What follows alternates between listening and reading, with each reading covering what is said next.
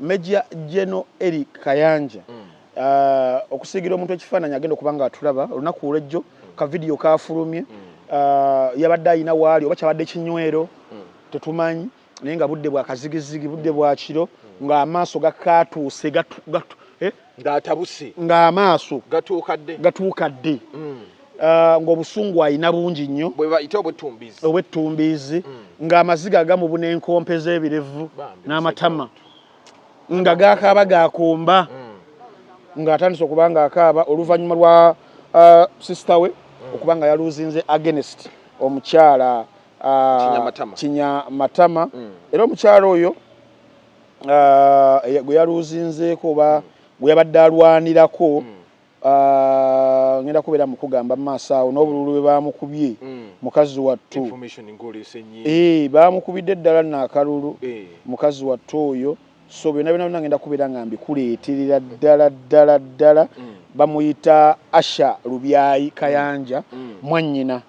yafuna obululu 3,000 oli nafuna obululu 4,114 so yaluzingidde ku bululu 1,114 wabula ebintu bino wembira abanyongera okusanyukira ddala nensagambiza nenseka nenzina amasejjere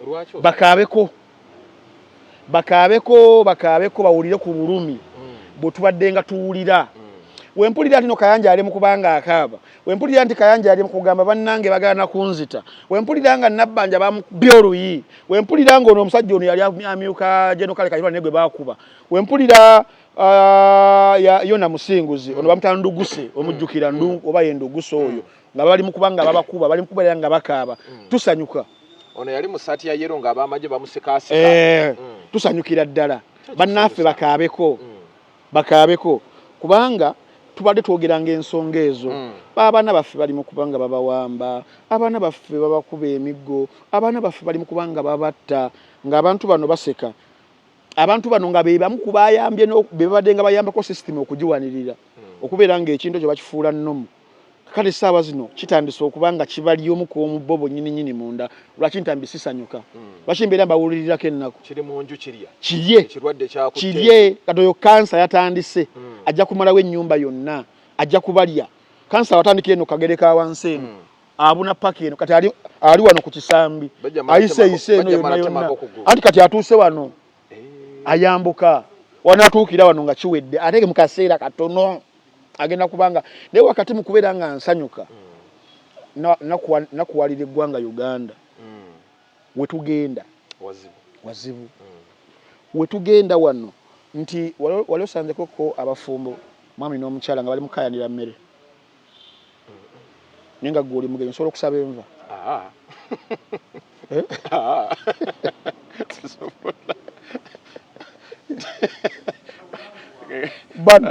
bali mu kubanga bakayanira mmere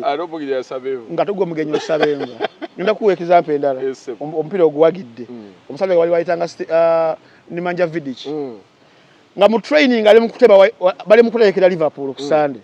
ku Lwokuna nga Vidic ali mu kutema Wayne Rooney wa tiimu ye nga Torres osanyuka Vidic ali ku tiimu ali ku bantu abayoteberi abali mu batema ali serious abatema alaga konti ologwe Fernando Torres oba Robbie Fowler oyina kubeera nga weekaabira nti sisanga omusajja oyo so ye yenna kugenda at the end of the day nti wadde bano bali mu kubanga betta obadde okimanyi nti abasajja bafisizaawo n'obudde nabeera nga bennyininyini bali mu kwekuba amasasi betta wano nnaku bbiri ng'abantu bafiira era waziti yesterday but one yagenze okubeera nga aziika bambi nga bambadde obusaati bwa yero nga bagenze kuziika ni munnaabo wa yero gwe bettidde kati oluffe bakitawe awo wensaasirira eggwanga Uganda n'ekibeere kyakuyiga ku bantu nga General Eric Kayanja Major General Eric Kayanja oba he's retired now. Yes Prime Minister because he was like na retiring kati mumbonya he's retired Barobina Nabbanja Prime Minister bano bayona musinguzi bano ba oyo ba ndunguse fenna tuli mu buwambe we are captives batuwamba dda nafa bali mu nyumba batuwamba dda fenna family yatuwamba buli omu muwambe era nze wisanga omuntu alowooza nti everything is going on well yes muwambe musekerera ngenda kuwa example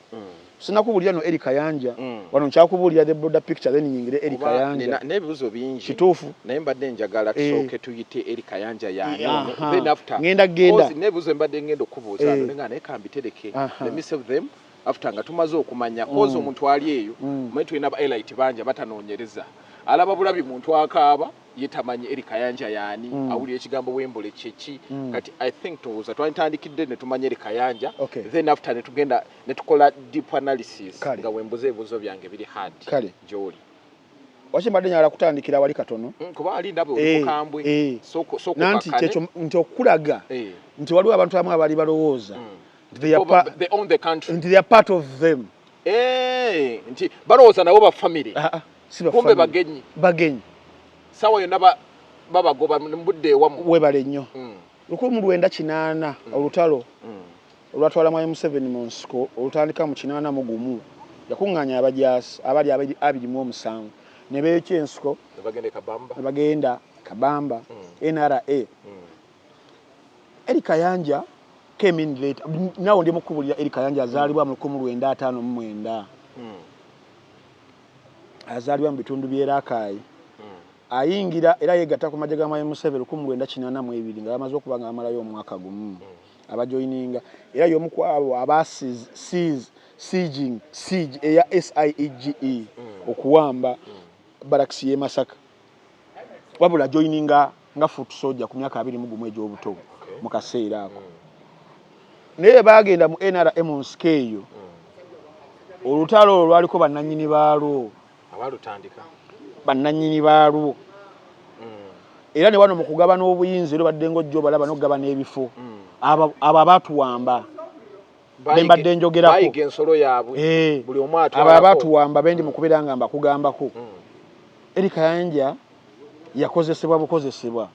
teyali part of bannannyini lubimbi wadde yajja n'alima okusinziira ku yo according to nze nkubulira ndi mukubulira bintu byonna byonna okusinziira ku history na biki kale Frank wemba nkubuulidde mu magye bagabanga ennamba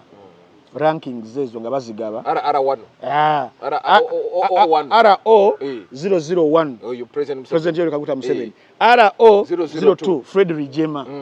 Fred Rijema oyo oyamala okubanga jukira the Tutsi immigrants abali bamaze okujja mu civil war yaliwo bakati waba Tutsi n'Abahutu mu 1956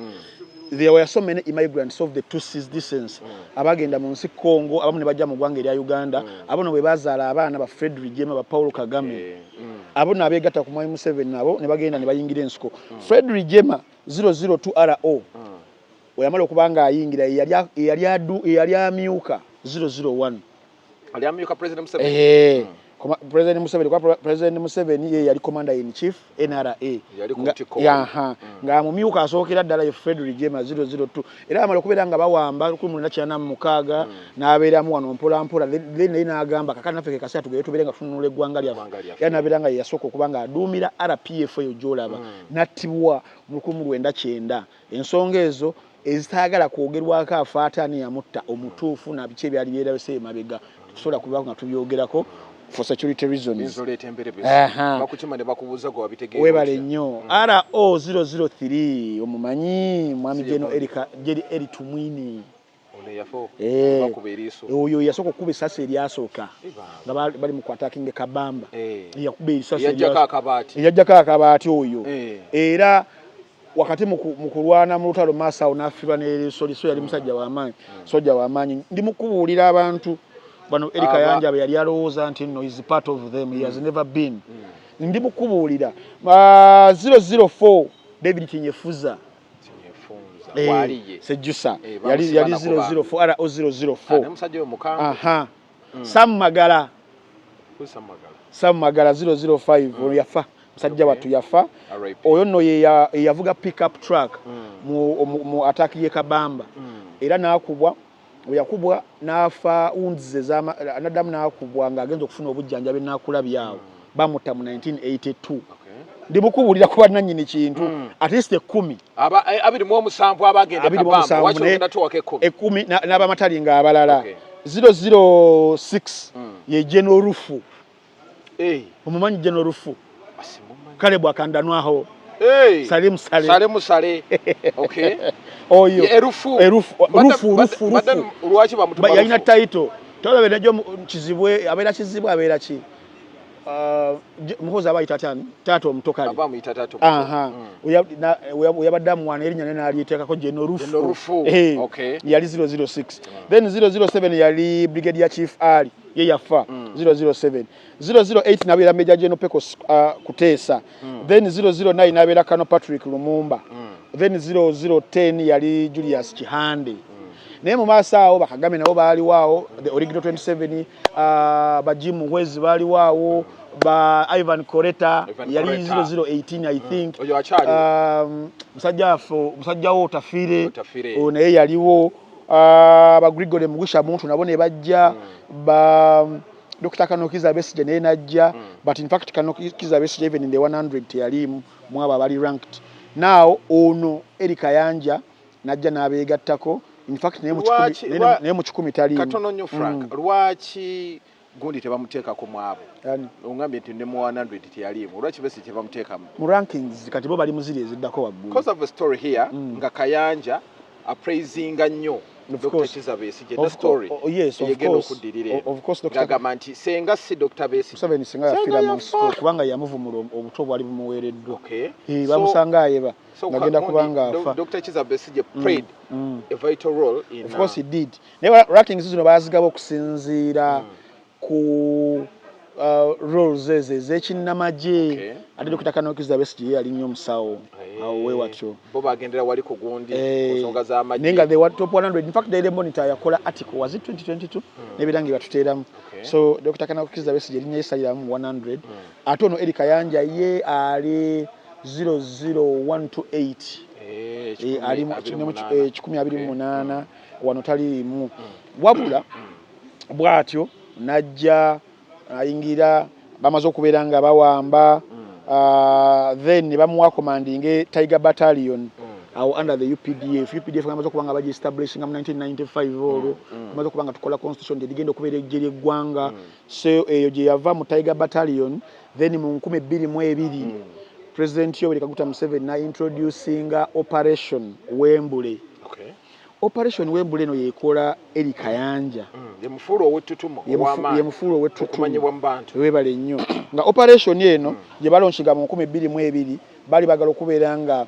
bakabinga obumenyi bw'amateeka naddala obwali bukolebwa obubbi obunyaguluzinga bwa mmundu. Ababbi baali basusse mu kibuga Kampala wano n'ebitundu ebyetoolodde. So President Museveni na introducing Operation Wembule n'asooka n'abeera nga amukuza n'abeera nga amuwa ekifo ky'okubeera nga amyuka General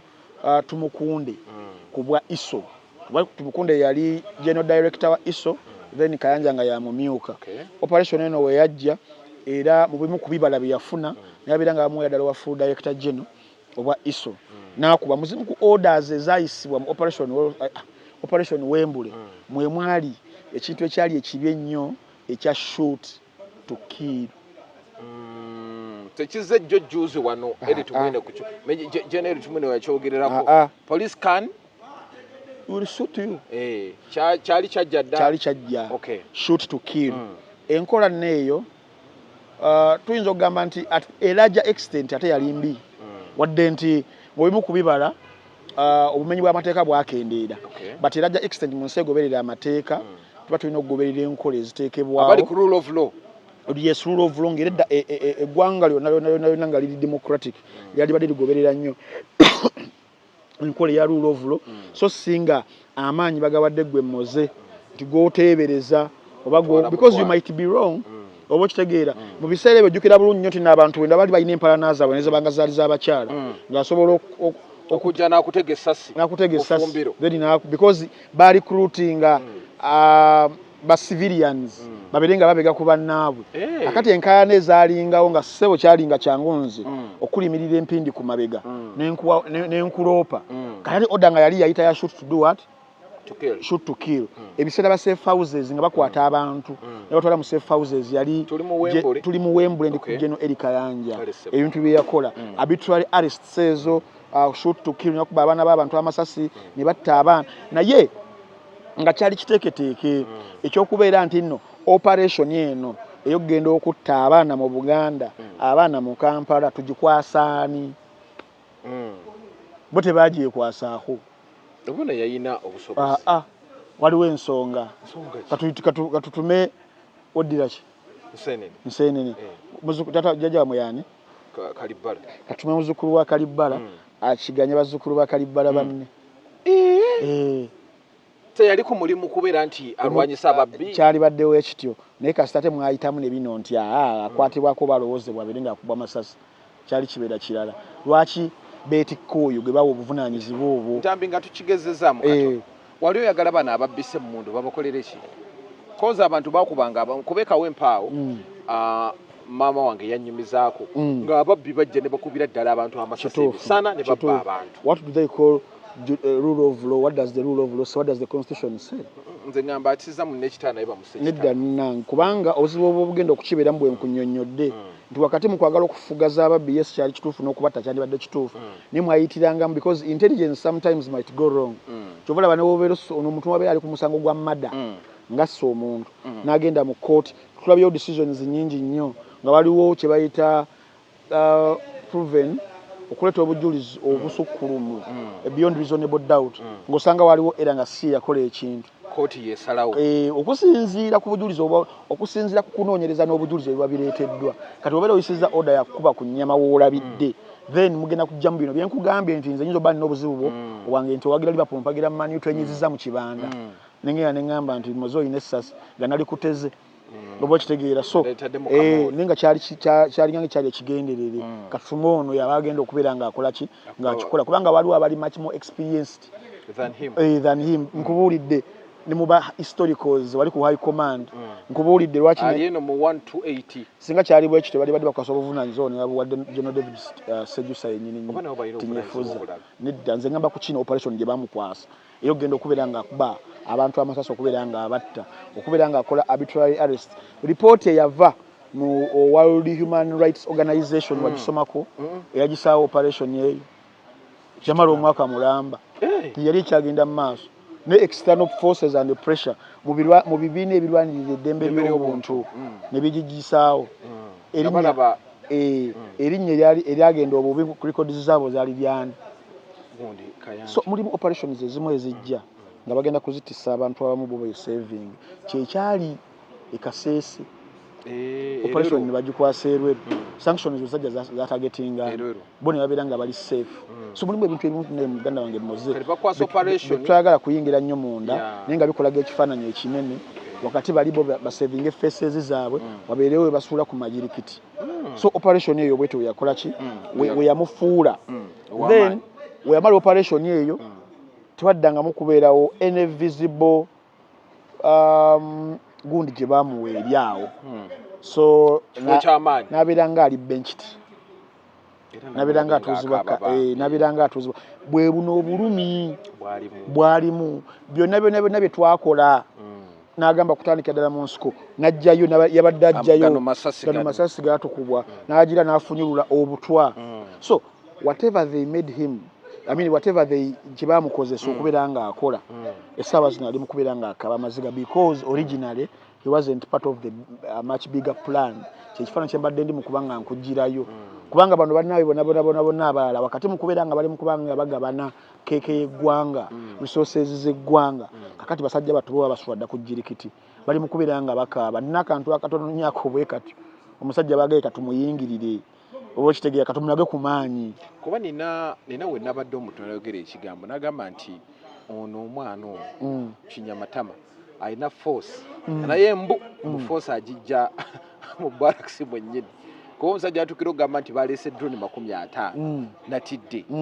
drone 50 nga zijjudde ate nga bagaba ne ssente nga zijjudde emiggo embuukuuli nga zijjudde abagaba ssente ezabadde empitirivu ennyo ku just a mere internal democracy ey'okubanga banoonya agenda okukiikirira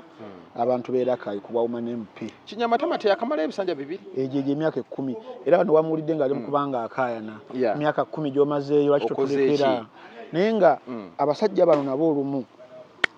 ebyobufuzi babifudde obanga a way they can only survive it is the only way no other way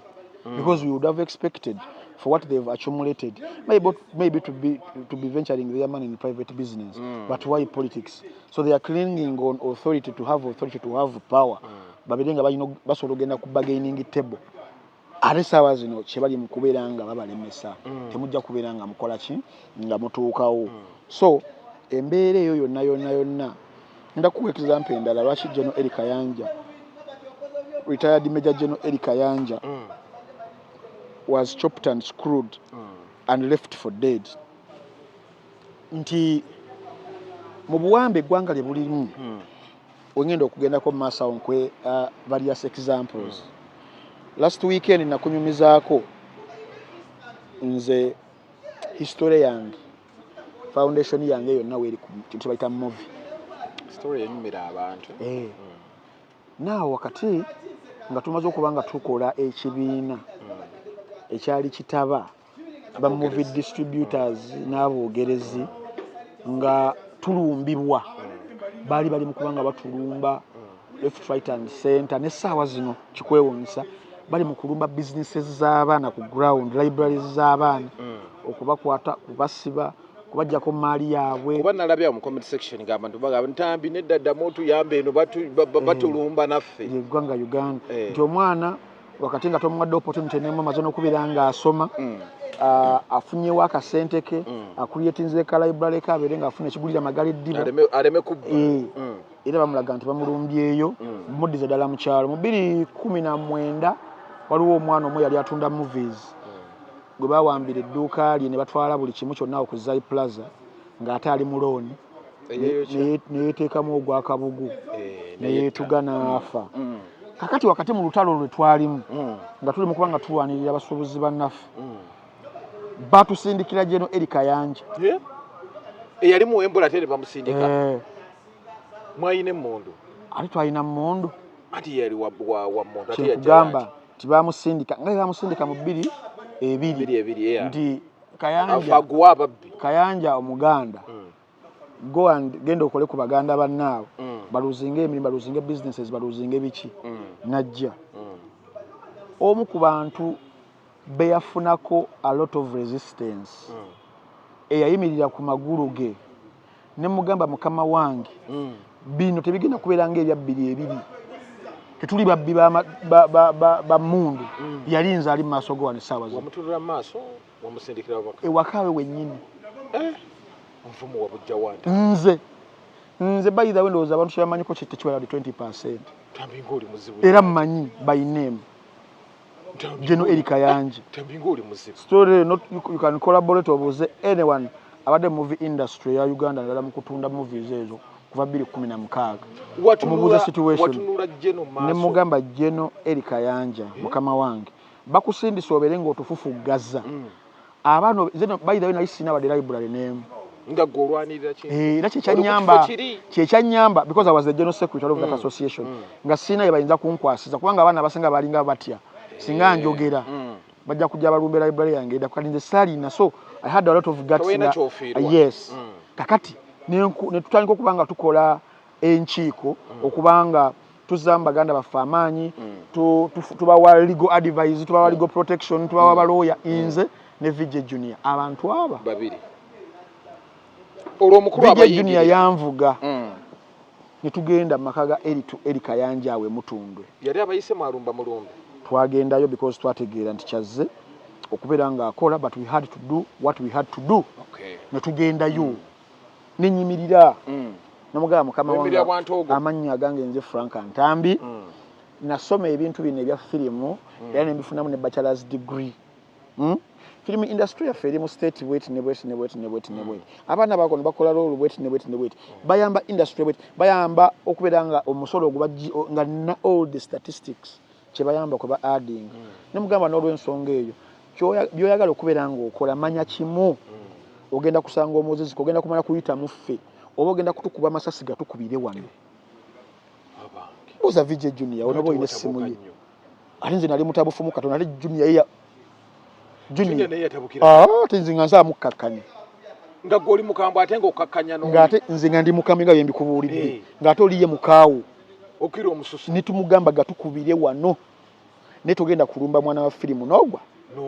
kubeera ng'otwala bizinensi ye ng'ogikuba bino si bya military bye mwalimu mu nsiko si bye kabamba twali abo babiri ne tugenda mu makaage saawa zaali 2 za kiro tuvuga twava eno waffe nga tulaamye tuba tetukomyewo mumanyi gye tugenze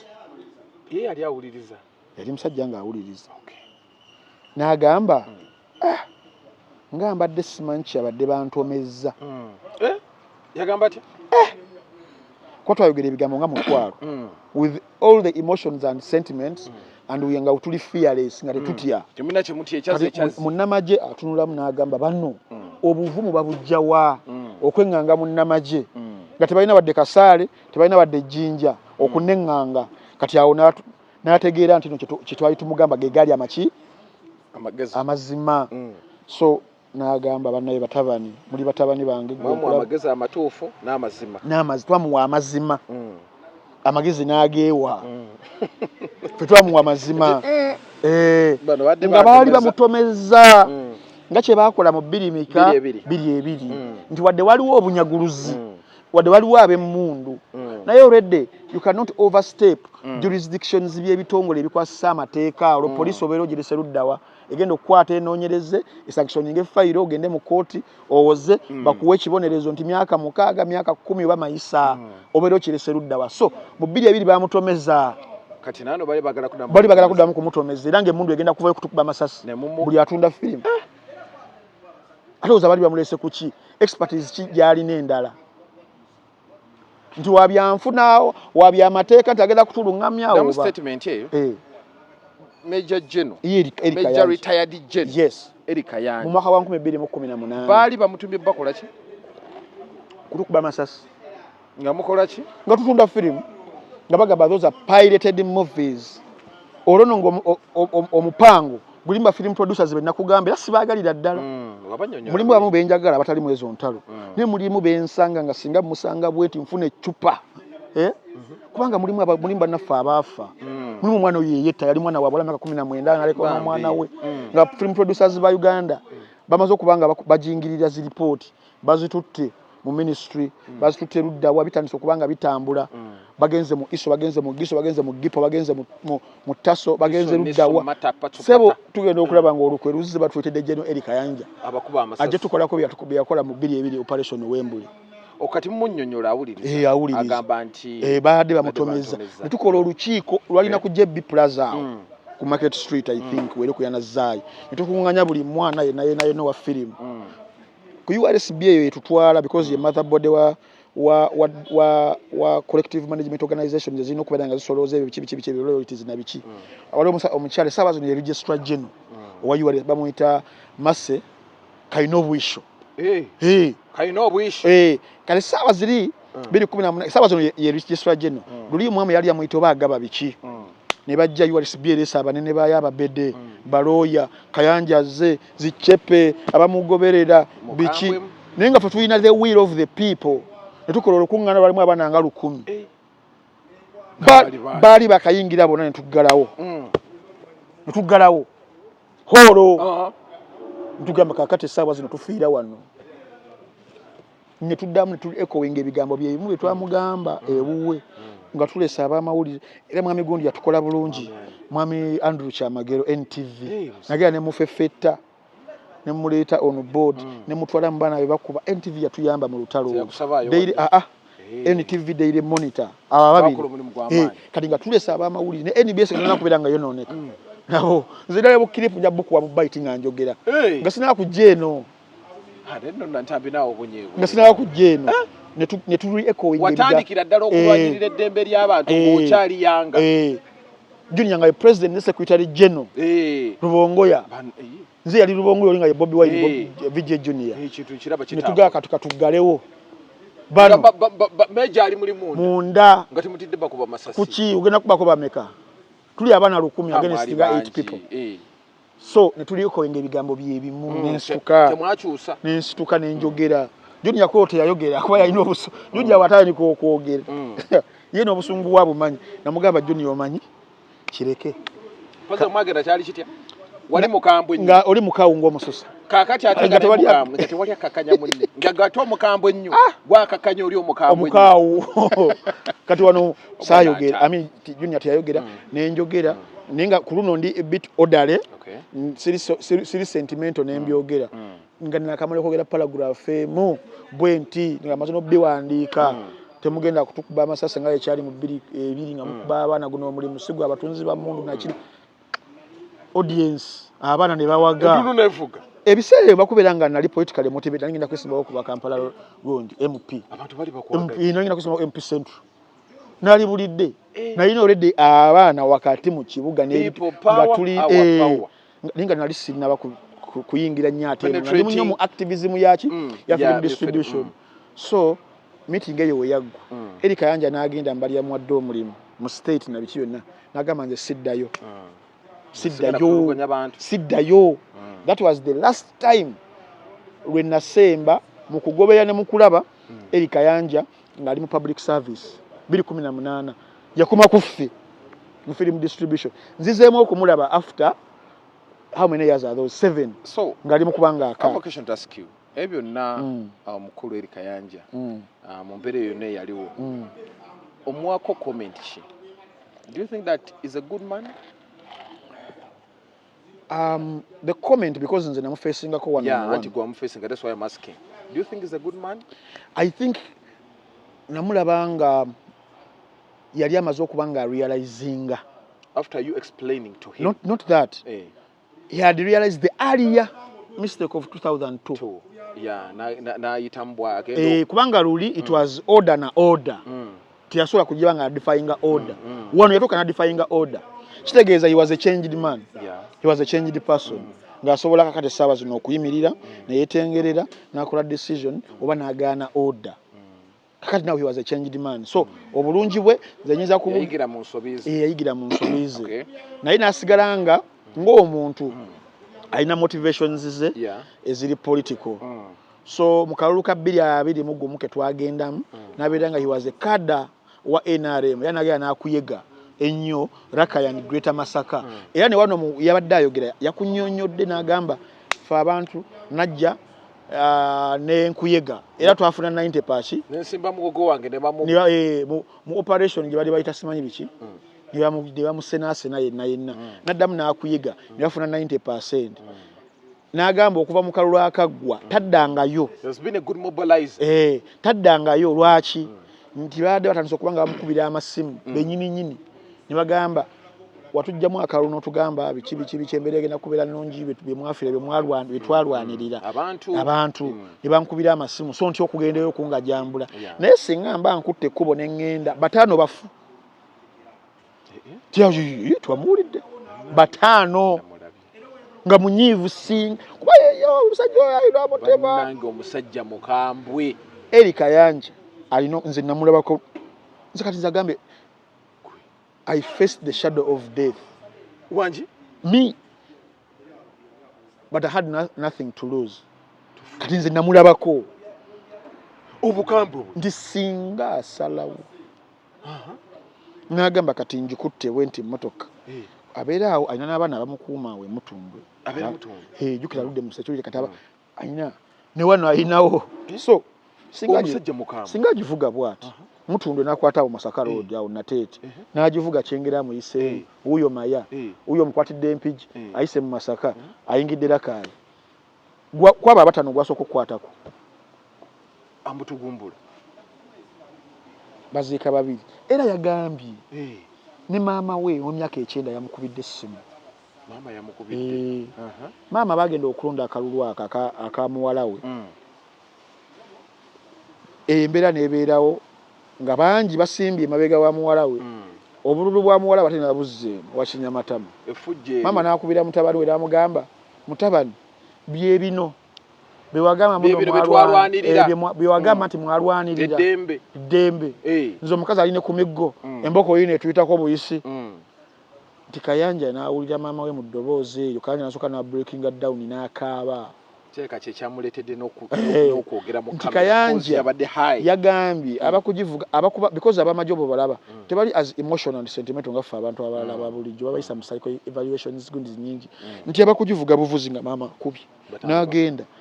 balizisa abantu bayitirivu ye kenyini yabadde akikkiriza nti bali muzise wamu ne maama we naye tebe yaligenze nabe kala nnamu bandibadde bayitirivu. So wano wakati nti nno wali we natandikidde nti he has never been part of them. Era Ssaabazino bali mu kubanga bakikola ki bakimulaga. Wadde y'omu ku bawaniridde system nebeera as rotten as is essaawa zino. Byonna ebizibu byabwe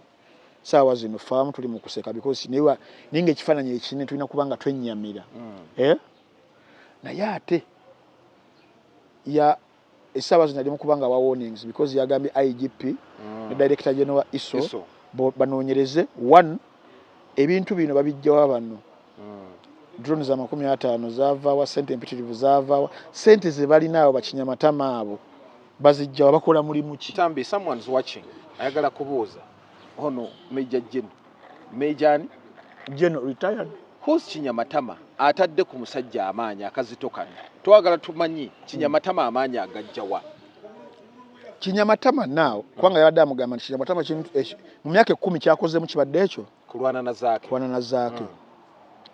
Naawo Kinyamatama is bebamu ku baana abaganzi ewaka abapya. Jukira ebeera ng'ennyanja nti eri mu kubanga yeeyozaamu yeeyumunguza. Kati bakayanja abatwale ng'ebisejja bali mu kubasena. Kati jukira ennyanja ebeera ne tributaries ne distributaries. Kati bano bifulumya bambi. Biri mu kufulumya bakayanja. So bali mu kuyingiza bali babiri nga beeyagala. Kakati Kayanja talwana na Kinyamatama ana na system. Kyatamanyi. Akimanyi. Kinyamatama bamukozesa. Yali muli kakati na system kaluka primary ya NRM. Mugenda okukagendamu nga list ya fuluma ddabani abalina okuyitawo. Kagenda okuba nga bo bamanyi nti ono ayina oyitawo tulina okuba ono ono ayina oyitawo tulina okuba ono ayina oyitawo kibeera already scripted. Kakati Kinyamatama ye bakyamwagalawo. Now ono okujja okuba nga amuvuganya they knew what they were going to be facing. Lwakuba ono bamukutte unaware. Had he known he would have also deployed maybe. But he never knew. He was caught off guard. Teyategeera yamukwata off guard ne bibeerawo. So nga tebagala kuddamu mukomyewo mu system odde bali mu kusenda ate alita sister. So byonna biteeketeeke ono sister gwayagala okuleeta kali mu system yaabwe. Gwe kyogamba mbu erw'emiyaga mbuse kikwana na Rashande tawana na Rashande ataswana kutambula talwana naye awana na system egwana nayo omutuufu amanyira yamwogedde ndi General Muhoozi Kayine Lugaba gwalwana na so jena ateekamu bantu be mu system kyekugamba nti eri ebeera system jeno oyo ani Sechikubo omusaasira wakati mu kubeera nti nalwana na system atakulaga nti ayagala kuva mu system kubanga kimu bibiri nga ta praising President Museveni. Ni Kayanja naye era kimu bibiri yadde President Museveni oba okitegeera. So kino kyabadde nkugamba mu kutandika ti ffenge eggwanga Uganda ffenna tuli mu buwambe. Bino tubyogeranga abantu abayinza obiranga biri dramatic scenes ezo era n'okuseka tusobola okusekamu n'okuseka kaffe kubeere kwa kigero tutunuulire ekifaananyi ekinene we tugenda mu lutalo. Nakubuulidde wali mu kusooka ne nkuwa example osanga abafumbo nga bali mu kulwanira mmere awo ku seppiki gwe omugenyi osobola okusaba ne banyongere ku nva kati bali mu kwekuba. Kinyamatama wa NRM Kayanja wa system wa NRM bali mu kwekuba bali mu kweyogera bisongovu oluffe we tugenda wano nti oli wa NUP oli wa DP oli wa whichever. Kati tebereza oba wa NUP oba wa DP oba FDC oba PPF yesimbya awantu Kinyamatama wali force eno gye yakozesezza okuba munne kati gwe kikutwala wa webale nnyo. So polls ezo zetulimu eza NRM ezo zikulaze nti zibadde free and fair. So you expect the extension wano we tugenda nti tekisobola kubeera free and fair. Drones omukulu zayogerako ze bali sempitirivu ennyo ffe tubirabyeko wano mu kalulu k'Ekayempe nga ne helicopter zitawuka ebbanga wali waggulu nga babiyita batabidde emmotoka ebinene ebya military we byagenda ku polling station namba tulengera abajjaati nga bali mu kuba nga bakuba omuntu nga Nalukoola oba okitegeera. So tetuvayo nga tuvumirira ebintu ebyo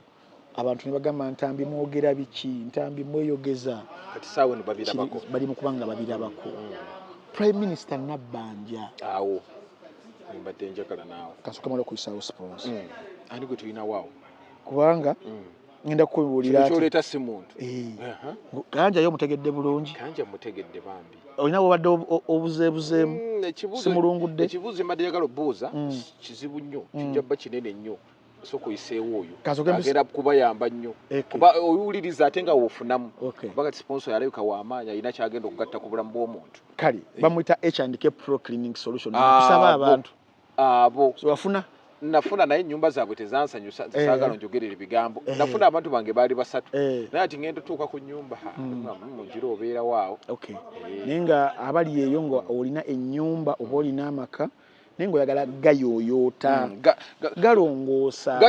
gakyamula gakyamuke kozesa H&K Pro Cleaning Solutions olaba amayinja go nga bwe gali ago ku bisenge ago galaba gatambula bwegati bagakuuta ejjinja ne libeera nga lyojje mu kkwere ya linda bebana abalina gundi zino ezigira bwe ziti weebale tebozesa brush ati ndaba abantu abamu akwata ejjinja lino nanyiga brush nini nawe nalaba ekyuma tulina ebyuma ebiyitirivu ebiyinza okukuuta amagundi ne bambuka agulu ku mategula ne bikuuta ettegula eryo oba ebbaati ne bagenda mu nju zola zino sofas biki ezo ne zidda buto nobeera nga agiguza obuguzi okuva ettaki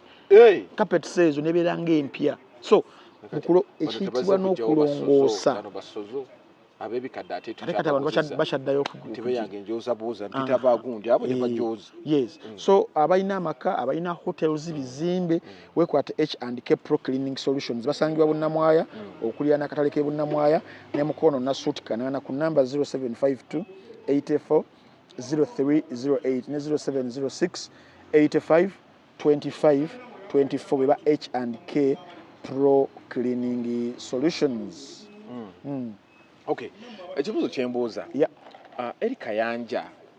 according to you, nga olabye ebintu bino ebitambula. Anaafuna obwenkanya kuba ye kyalwanirira. Naye nga gwe olaba system. Alwana naki? Ongambye alwana system. Anaafuna obwenkanya. Eri Kayanja kyannaku nti agaasaka. Yega tulu.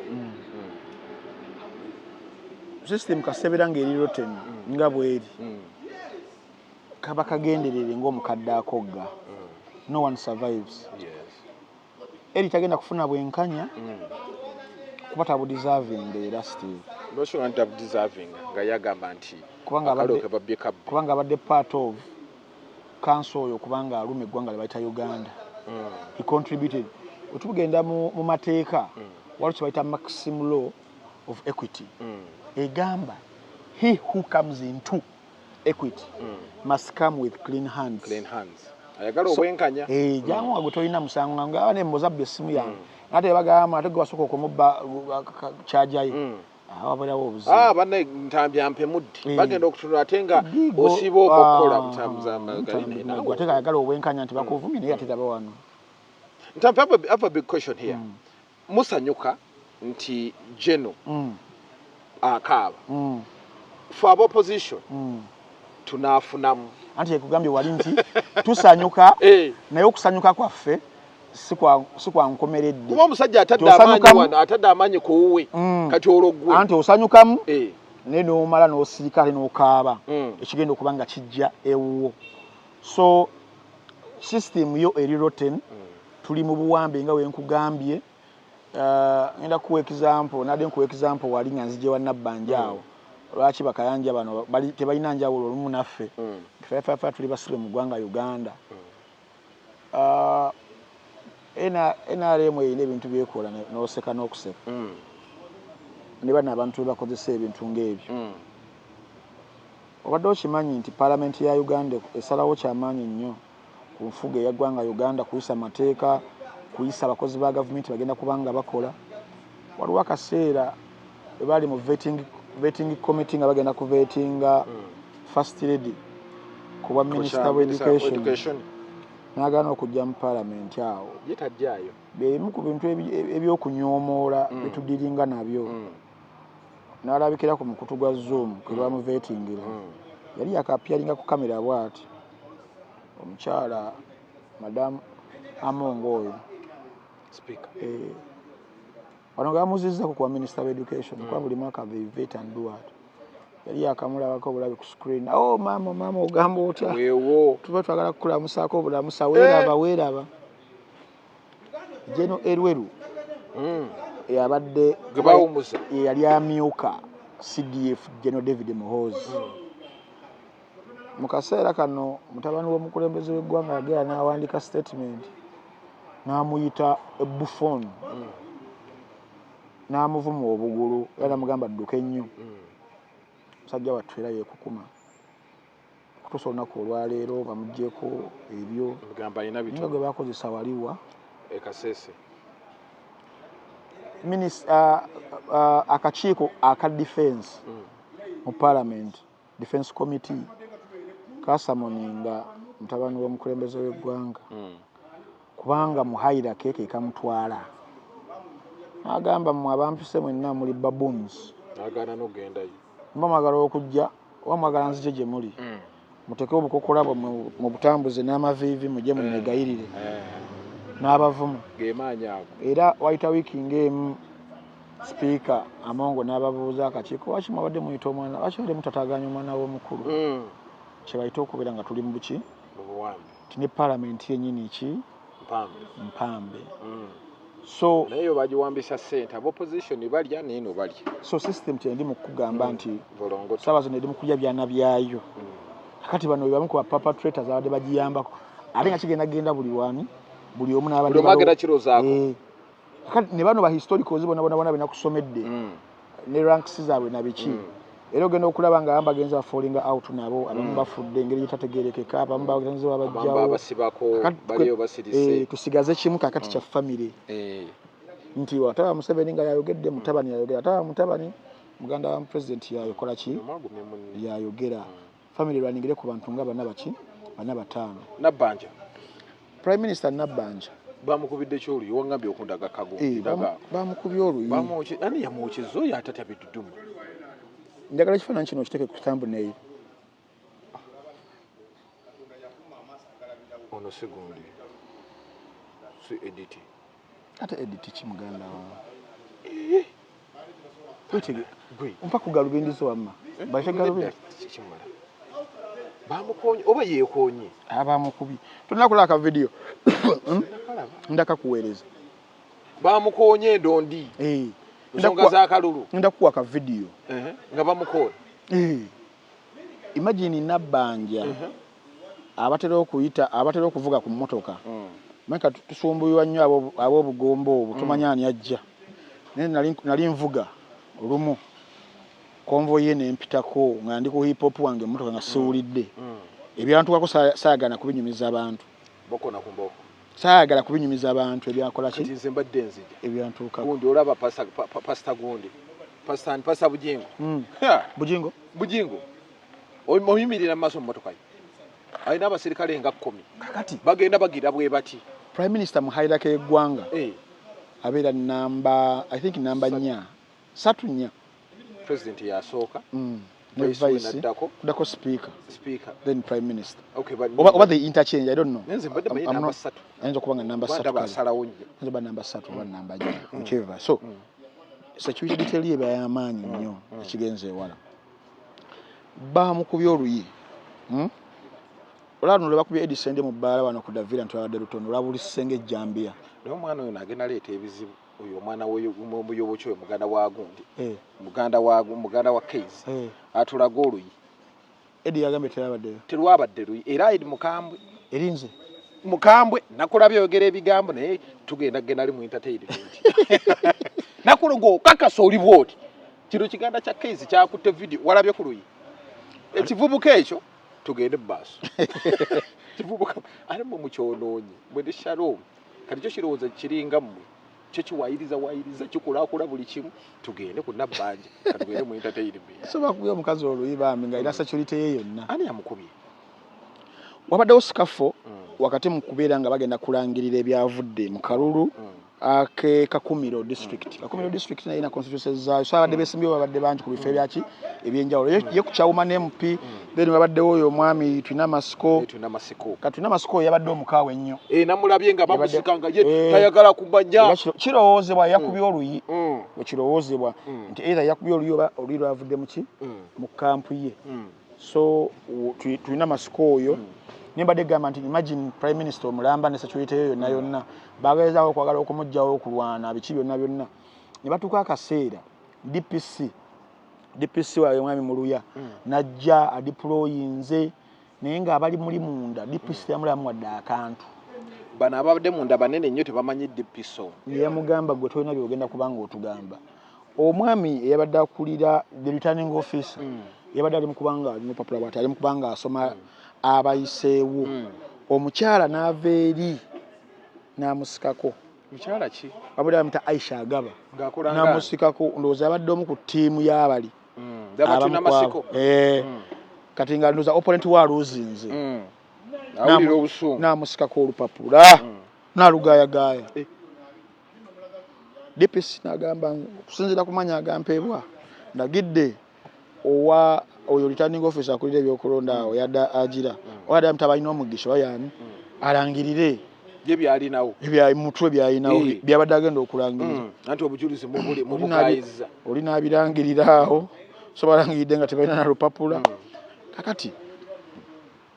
yeyo embeera eri mu ggwanga Uganda obuvuyo weebutyo imagine ab'omunju balwana ab'omunju bali mu kubeera nga balwana olwomwe wezi ensi wezifa nadde nkebera ng'eggwanga lya Sudan ero ekibuga kyali ekikulu Khartoum Khartoum Khartoum mu 1962 kyali kibuga nga kyamaanyi nga kisinga ne Brussels Belgium yes essaawa zino Khartoum ali ku ttaka Brussels yamanyi nti mu Europe oyinza okubeera obanga yobaye eriyanga mu top 5 mu cities eno ye eri kuki eri ku ttaka ekifaananyi kyeri mu kuzimbira mu mbeera eyo nga tumaliriza nti eggwanga Uganda weerityo geraageranyanga eggwanga Congo lirimu ku mawanga agasinga obwavu naye ng'ate lyeggwanga erisinga ebyobugagga balina elementi yaabwe ey'amaanyi gye bayita cobalt cobalt oyo akozesebwa mu electric vehicles ezo essaawa zino akozesebwa mu smartphones ezo ne electronics ez'enjawulo so cobalt ali mu nsi yonna Congo ng'ensi eyo DRC econtributing ebitundu 7 ku cobalt w'ensi bwe bugagga bwerina era ebitundu ebyenjawulo nga Haut Katanga ne Lualaba those provinces bemusenga ekyobugagga ekyo kati wogata kobo n'ogatta copper n'ogatta gold n'ogatta diamond Congo ng'ensi mu byobugagga report gye nasomako yali ya 2017 nga ogatta ezo resources Congo ng'ensi eyo DRC ebyobugagga byayo bibalirirwamu $24 trillion nga ne wobeera ogasse ensi za Africa zonna GDP yazo biri ebyobugagga ebiri mu Congo by'amaanyi bitusinga essaawa zino yesinga ki obwavu ntalo nti banoonya na bubudamu mu ggwanga Uganda kakati eggwanga Uganda awo wetulaga bali muno bakolera no bafuna mitwalo 5 awo tulaga ng'eggwanga Uganda wombuuza ekifaananyi ekinene nedda ku bino ebiri mu kutambula bigenda mu maaso oba tokubye ettooki mpanvu kulaba waawo ne history ku nsi nga Congo essaawa zino history nga Sudan webita ebintu webifa bitandika mpola bwe bati ye kansa kano Muammar el-Gaddafi yajjanga mu Uganda wano ng'alinga ng'ateekanawo obusiisira ng'ayita abakulembeze nga bajja wabayita nga badduka misinde Kagame badduka Museveni aliwa nako talina kyakukola baani abawa kasente essaawa zino Libya yafoolinga eri wansi so wakimbadde ndita examples ezo nazo nti ne wuwamba eggwanga n'olitera mu mbeera eyo nga bwe tulimu essaawa zino ekiseera kituuka nakijja. Your fall, the fall of this NRM government etuwambye, its fall is inevitable. It is just a matter of time. Budde. Tusibyangu opposition tunafunayo akantu mu kalooka n'akajja. Kijja ku opposition yokka nti olutalo lutuuka ekiseera nga sirwa opposition na NRM bali mu buyinza era yensobi gye mukola. Nze mbadde nkabiddeko opposition yaffe. Opposition nayo ne wabeera Robert Kyagulanyi Ssentamu nti abeera mukulembeze waffe ye musibe ye mukulembeze waffe abasibe. So olutalo sirwa opposition na NRM. Lutalo lwa buli Munnayuganda yonna gyali n'atali mu byabufuzi n'atayagala kumanya byabufuzi nze sironda. Lutalo lwaffe kubeera tuno tuli mu buwambe tulina okwejjako abatuwambi.